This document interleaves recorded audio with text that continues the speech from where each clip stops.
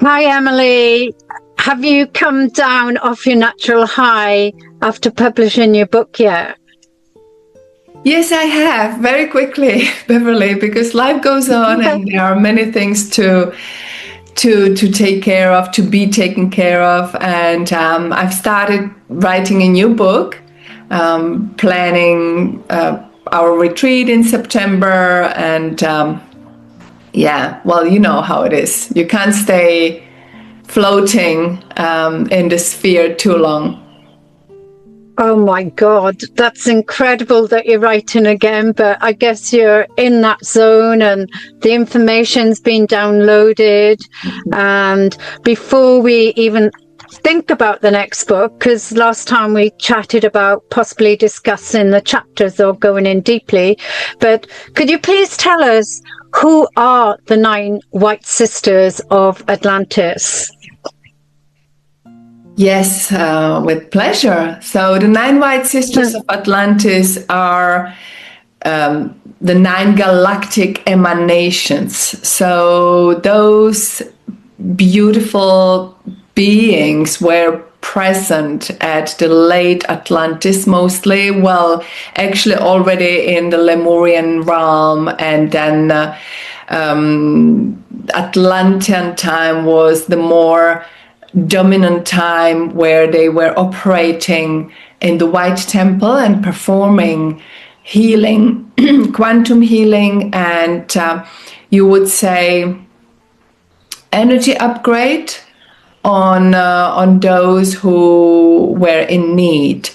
We, because I was one of them at the Atlantean time, we did as well genetic manipulation, you would say, in the sense of enhancing the human body so that the body could hold or withstand the high frequency energetics as well. Wow, that's incredible. Can you dive in a bit deeper there for people who may not understand about genetic codes?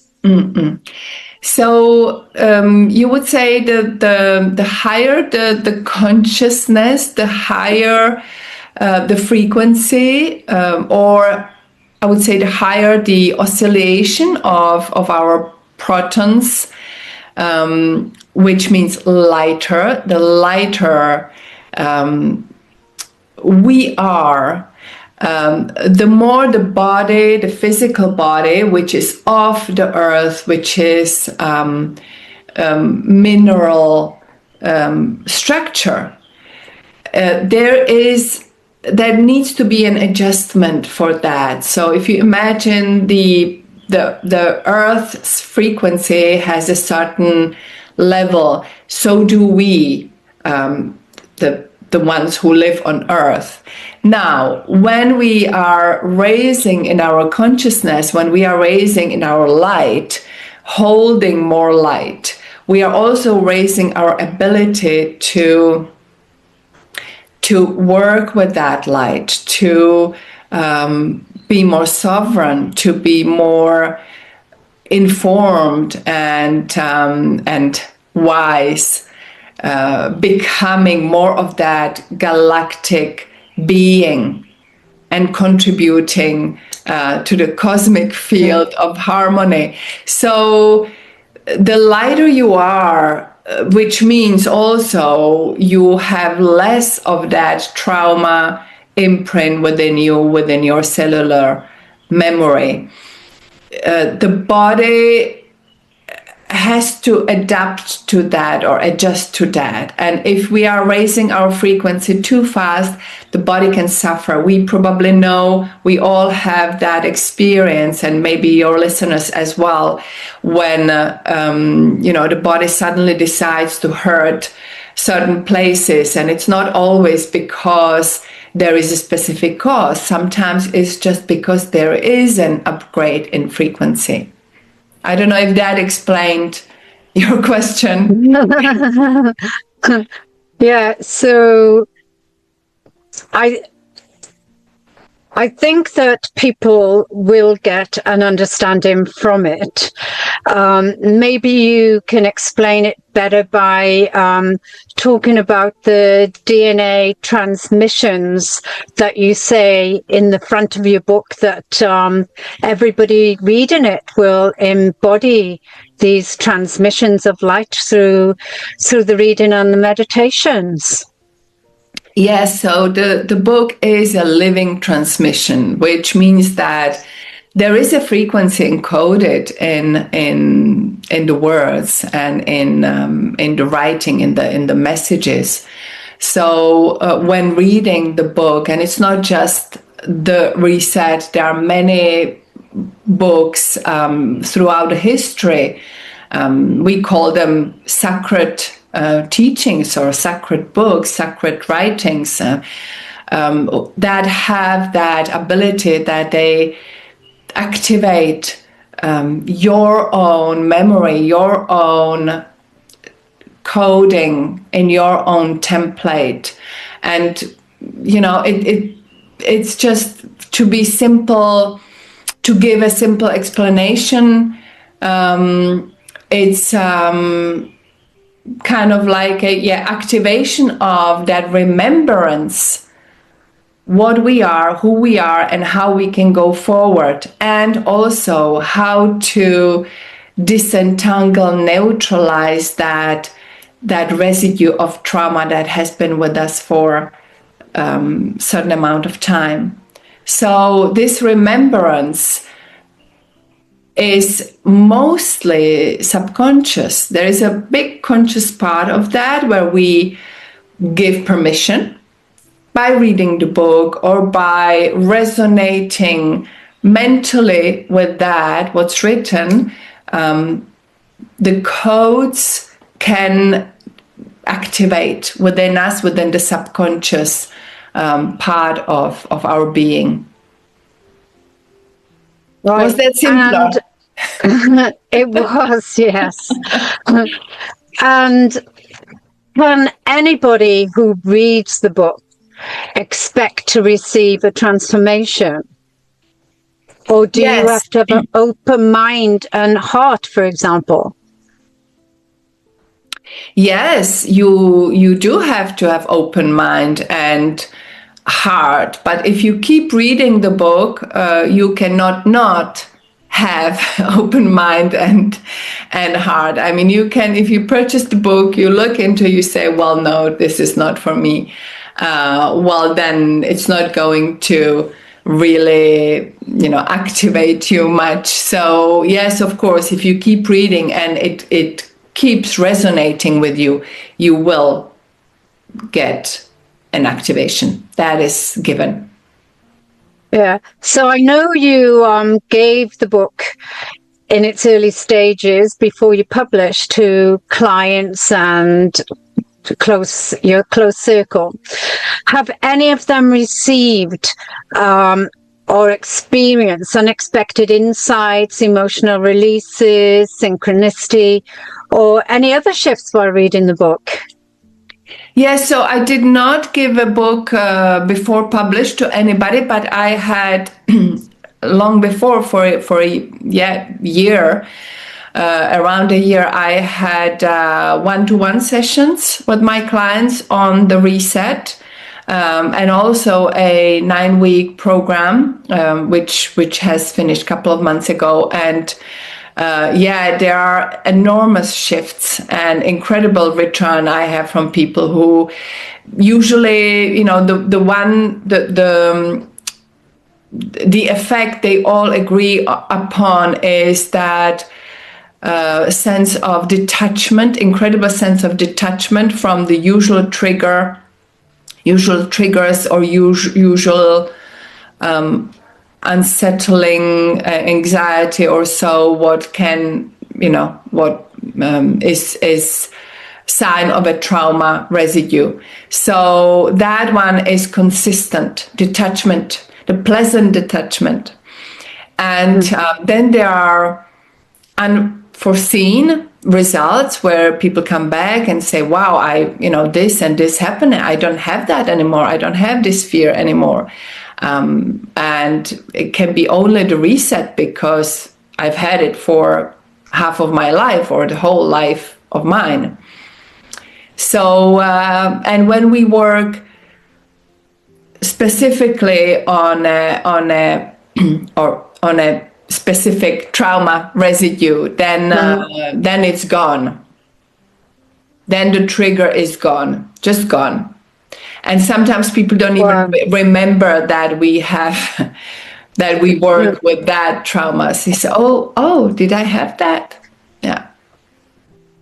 So because you're saying we, and I know you're referring to the 9 White Sisters, how did you all get together? What was your name, if you had a name? And what was your role?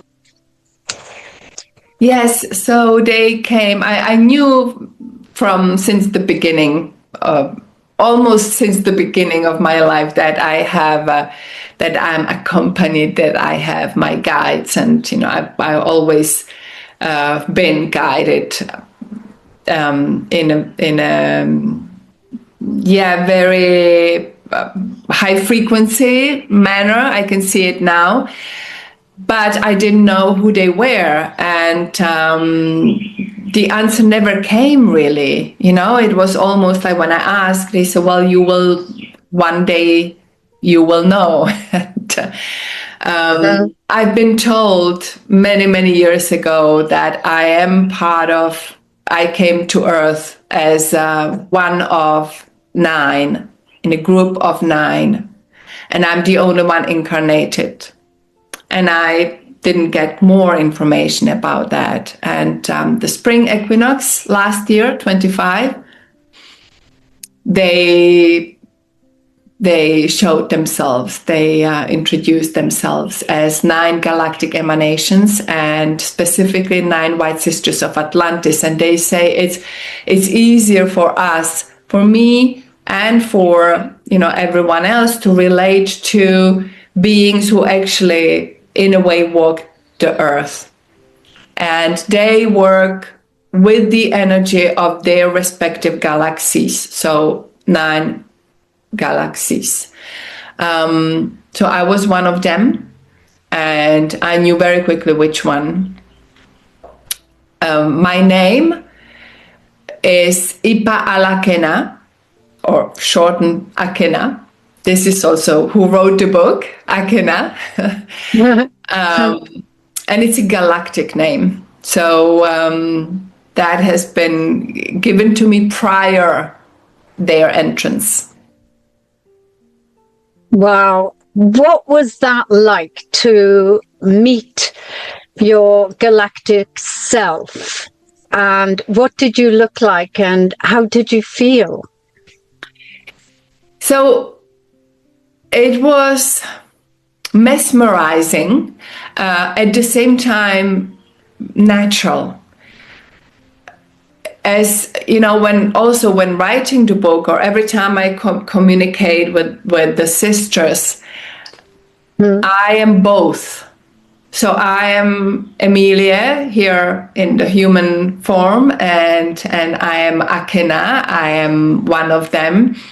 And it just feels so natural, as if, you could say, in a way, I bilocate, if we can call it that. I'm at one time her and Akena, and in a second I'm Emilie, or both in the same time. It sounds a little bit schizophrenic, but it's I'm very well aware of when I'm what, so that's a good sign. And it's beautiful.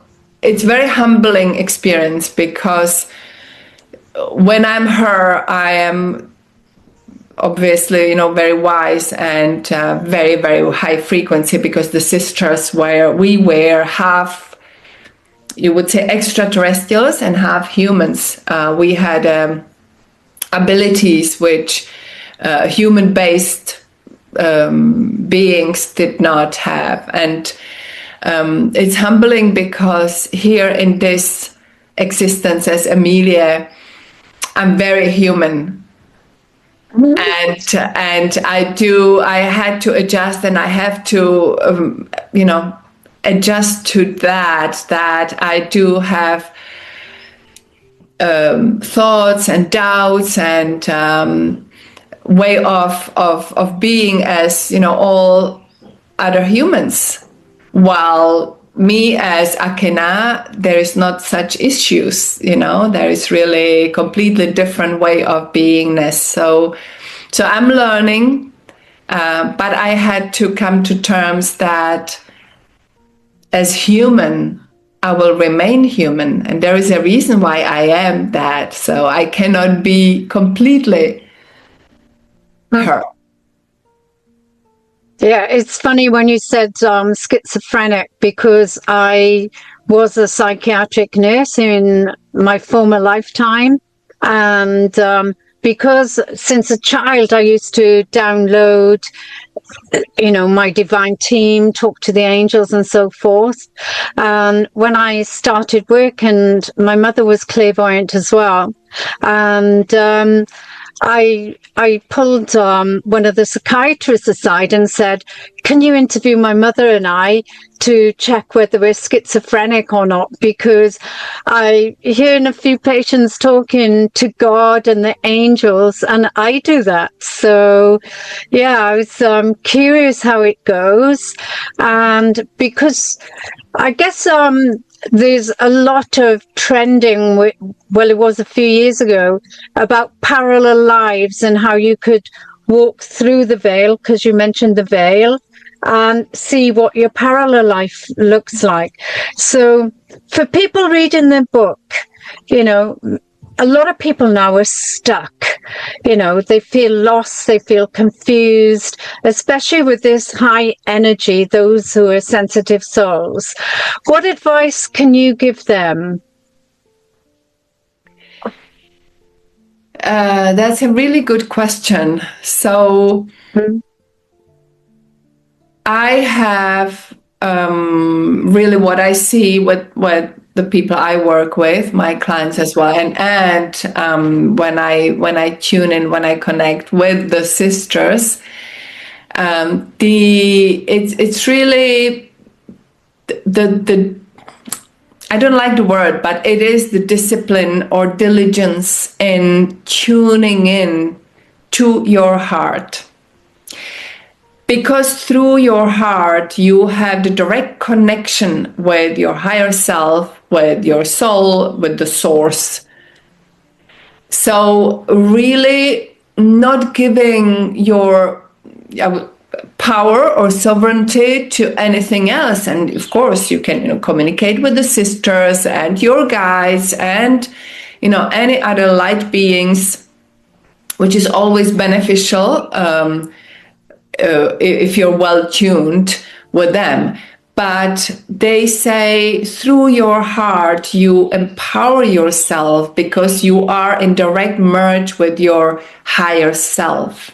And your higher self knows how to unblock you. Your higher self knows what you need in this moment in time.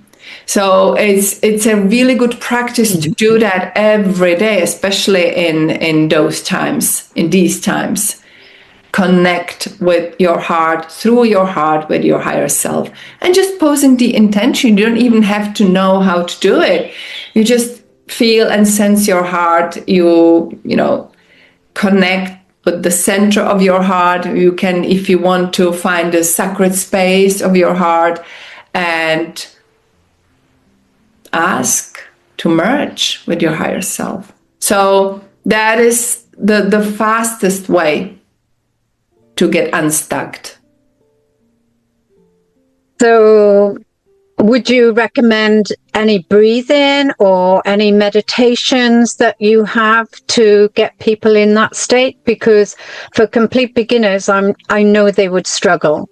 Yeah, I have on my YouTube, I have a heart meditation, heart activation, and I actually just released a heart power activation. It's interesting you ask, Beverley, because I have just released that one for a very, very affordable price, and which is a meditation which activates your heart power.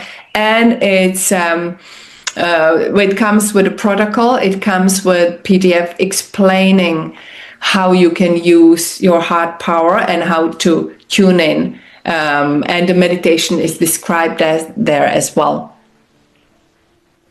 That's wonderful, Emilie. And what message do the 9 Galactic Sisters, or does your higher self, Akina, have for the listeners today? So,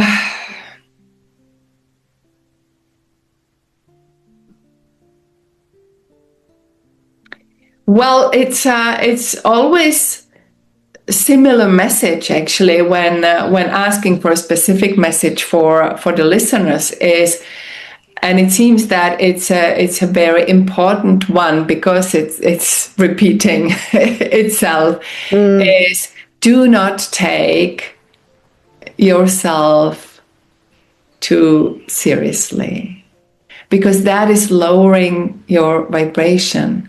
So our life experience here on planet Earth is meant to be more playful. So if we can see our life as a game, as a play, and us ourselves as actors, which are both directors of that play as well, because it means that we can actually change the dialogues, we can actually change the setup, we can change the experience of specific happenings, specific circumstances. But really, let's not take this lifetime so seriously. Let's take it with a little bit more humor and play, because that will instantly raise our vibration. And nothing, as they say, is as grave or dark as you imagine in your mind. So shifting focus. Thank you. Yeah. I was just going to say thank you so much, and let's bring on the play. And those are the messages I've been getting a lot lately, because I've been so busy, and my guides are like, stop, breathe, just play, just go out and have loads of fun. So it's great to hear it from you and the galactic beings. So, dear listeners, have lots of fun, be your 5-year-old self, and jump in the puddles, get messy, and just play, and don't care what anybody thinks about you, because this will open up the door to your heart and to your higher self and to a life full of bliss and joy that you could not imagine possible. So thank you, Emilie, for your time today, and I look forward to our next chat and obviously our retreat. Thank you. Thank you, Beverley. Bye, everyone, and don't forget, check out Emilie's meditations.